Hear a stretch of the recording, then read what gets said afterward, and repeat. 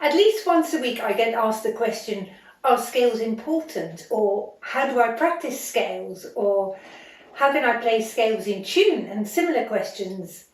I will tell you the answers to these and the same kind of questions in this video.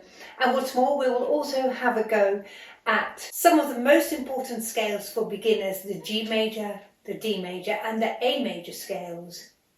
So join in with your instrument and you will already feel more in control of your scales by the end of this video. First, we will delve into why it might be useful to learn to play scales.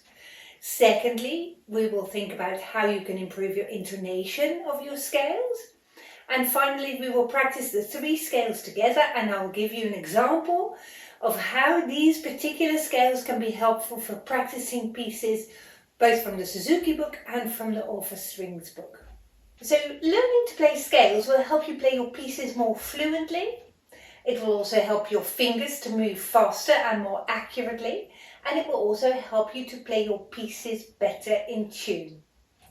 And to figure out what scales are, we will need to step for a moment into the shoes of a composer. When a composer starts to compose a piece of music, they will decide as one of the first things what key the piece is going to be in. And the key of a piece gives the piece its atmosphere, its character. So, for instance, happy or sad and so on. And once the character has been decided, that determines the key signature. And that is the sharps and flats at the beginning of your piece of music. So let's imagine that the key of the music is going to be A major. And that is a very happy, bright sounding key. In this piece of music, all the notes of the A major scale are used, and maybe some other notes too, but especially in beginner pieces, predominantly the notes of the A major scale. And the scale is just a series of notes that make up the song Do Re Mi. And all the composer has done is maybe rearrange the order of the notes of the scale and add some funky rhythms. And you will hear this in my example in a moment. So let me play you the A major scale first, and if you have your violin, have it ready and play it along with me, then we can try it together.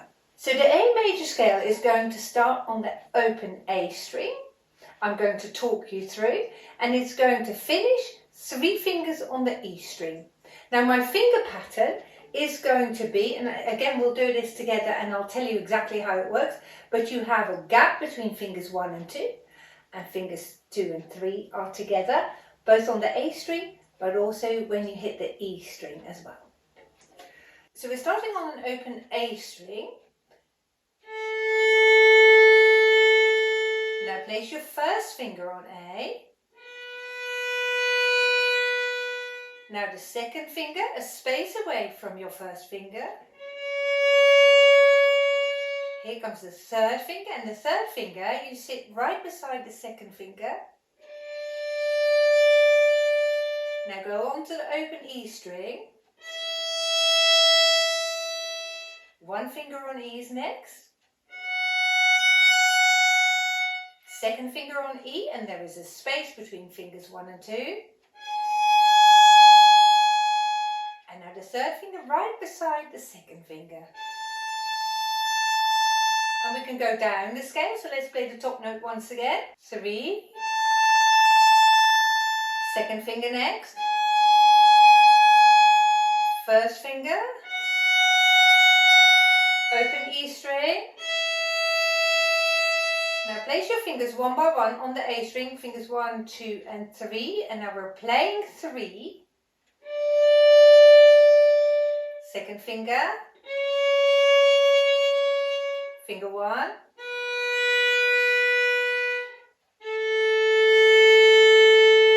So those are all the notes of the A major scale, and when we go a bit faster.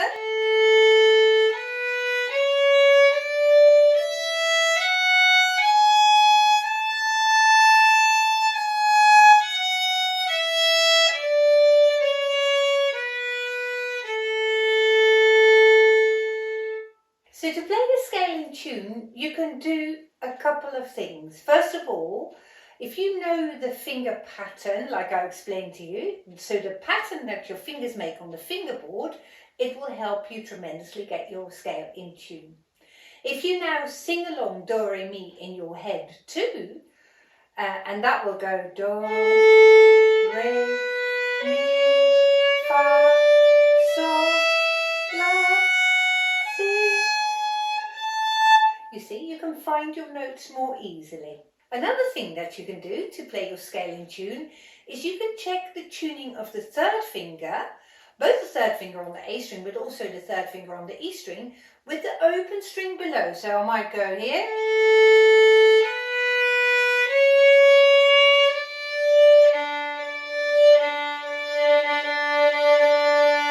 Can you hear? Both notes are called Ds and they should be a matching pair. Same goes for the third finger on the E string.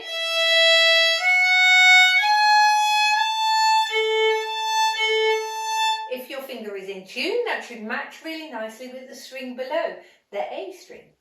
Now let me play you Long, Long Ago from Suzuki Book 1, and as I play it for you, listen out if you can hear any sections of this A major scale being used.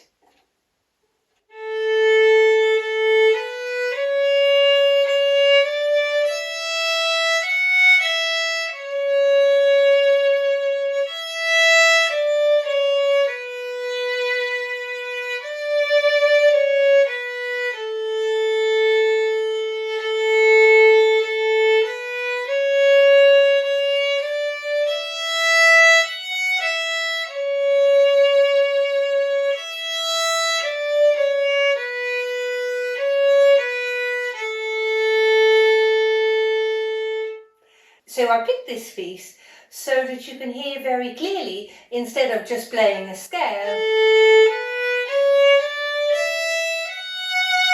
That part of the scale the composer has done.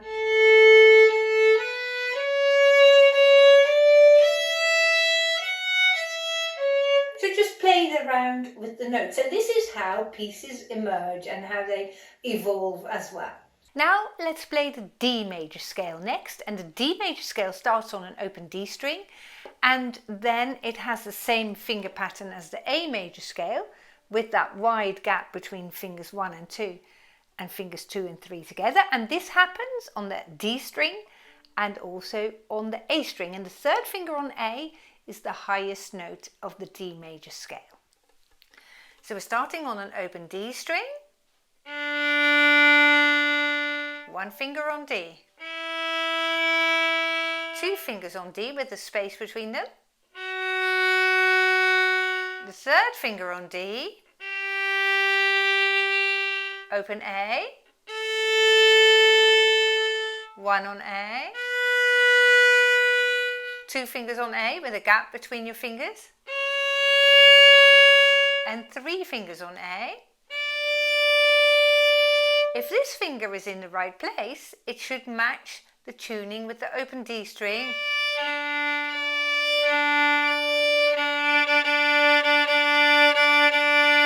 So adjust your finger if you are way out. Ooh, you lower your finger there. And now we go down the scale, finger number 3 on A, two fingers on A, one finger on A, open A string. Next up is 3 fingers on D, but we're placing fingers 1 and 2 first, and now 3. 3 fingers on D, this is 2 fingers on D, 1 finger on D,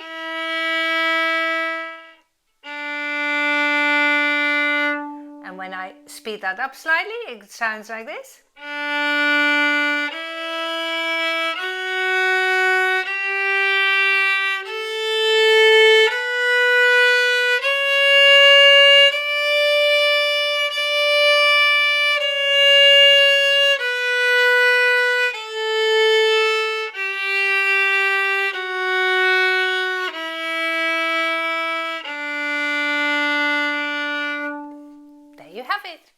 So let's now listen to Andantino from Suzuki Book 1, and I would like you to listen if you hear any sections from the D major scale in this piece.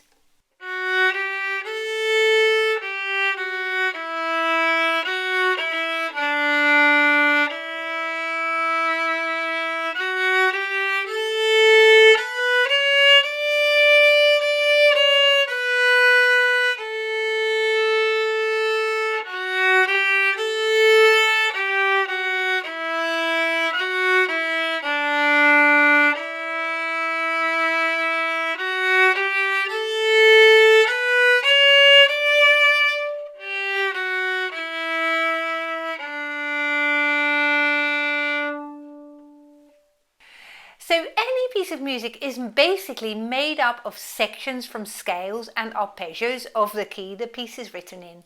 And I think you can see the logic of how you will be better at playing your piece if you know the scale and also the arpeggio.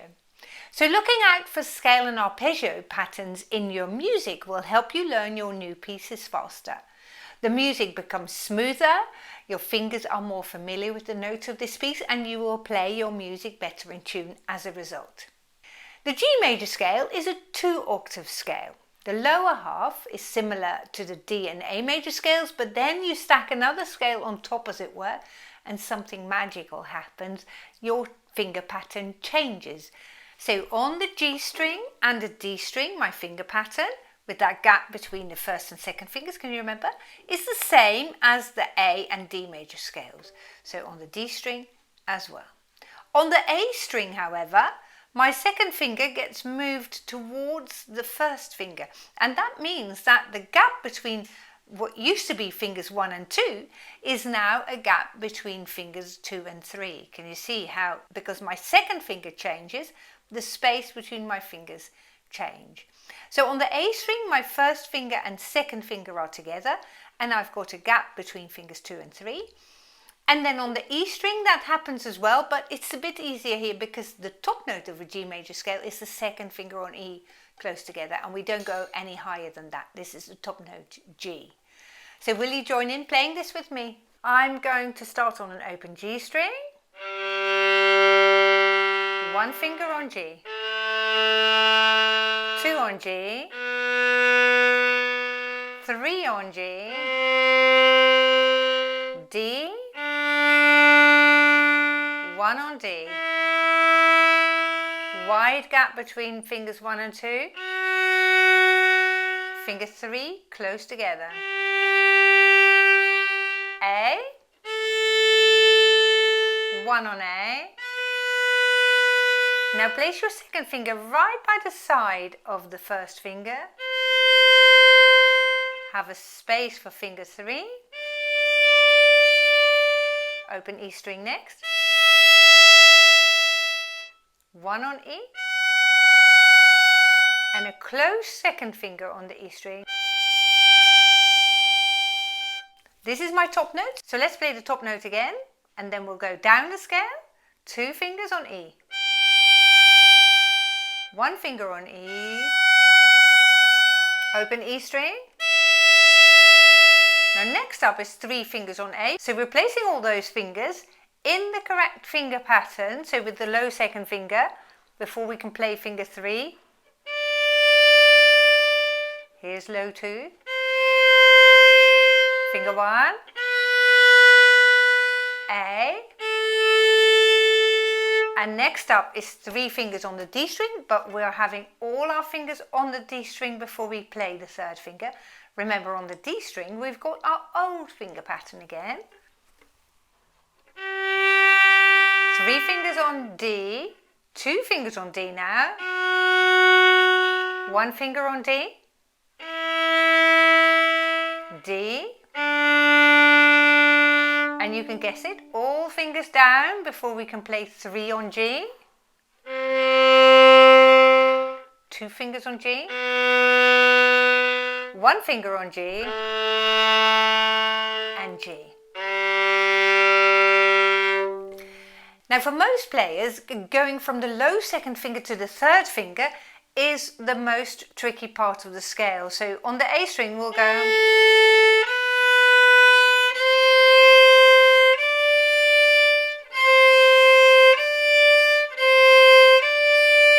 like that.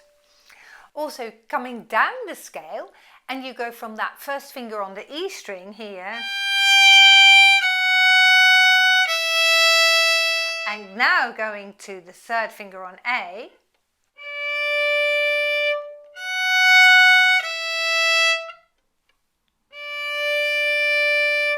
we can practice that.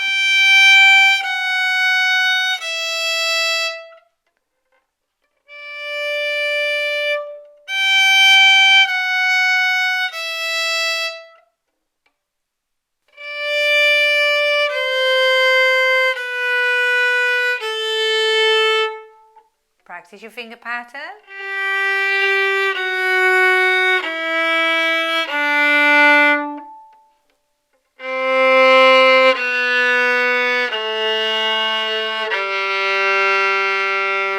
And when you isolate tricky sections in this scale and practice them separately, it'll make the whole scale more fluent in the end.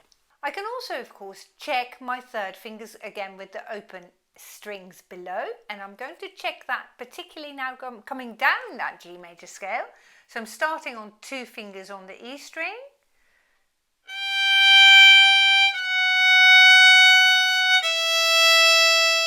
three on the A string now.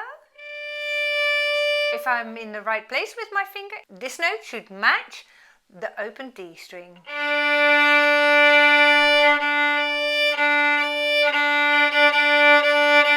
So if you find yourself playing here and it sounds like this, oh, can you adjust your finger?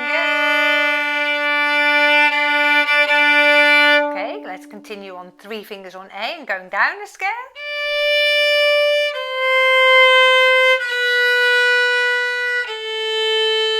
Here we have it again. Place your 3 fingers on the D string to play 3 on D. And let's check this note with the open G string.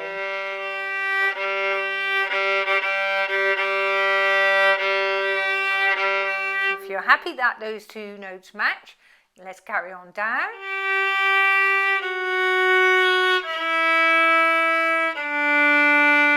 And the same happens here. Except here we can't check the 3rd finger intonation with a lower string because we haven't got one. As my music example for the G major scale, I will play you She'll Be Coming Round the Mountain, and that is number 129 from the All for Strings book. The scale patterns here are a bit more tricky to find, but if you look for them, if you listen out for them, I'm sure you will find them. Let me play this for you.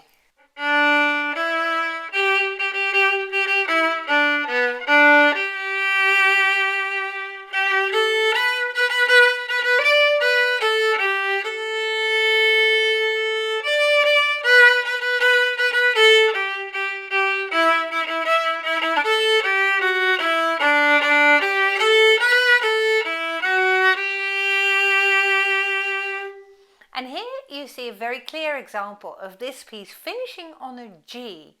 And when a piece finishes on a G, it tells you that you're in the key of G major. And this is one way of finding out the key of the pieces that you're playing, is look at the last note, and always, especially in beginner music, you will land on the key note, which is the note that gives the scale its name. So in this case we finished on a G, the piece is in the key of G major. You can also tell that because of its key signature, and pieces in the key of G major always have 1 sharp in their key signature. Now check out your book. Pieces that end on a D have got 2 sharps in their key signature, and pieces that end on an A, which are in the key of A major, have got 3 sharps, 3 hashtags at the beginning of your piece. So you can perhaps see why I recommend practicing each new piece along with the scale and the arpeggio of the key that your piece is in. And it makes total sense to make that connection between the two, and you will find that you will gradually learn your pieces faster and you play your pieces with greater accuracy. So good luck with your practice. And if this video has been helpful, why not subscribe to the channel or consider becoming a member of Henriette's Violin Club? And you can check out my video about what that involves right here in the corner. Thank you very much for watching, and I look forward to seeing you again soon. Goodbye.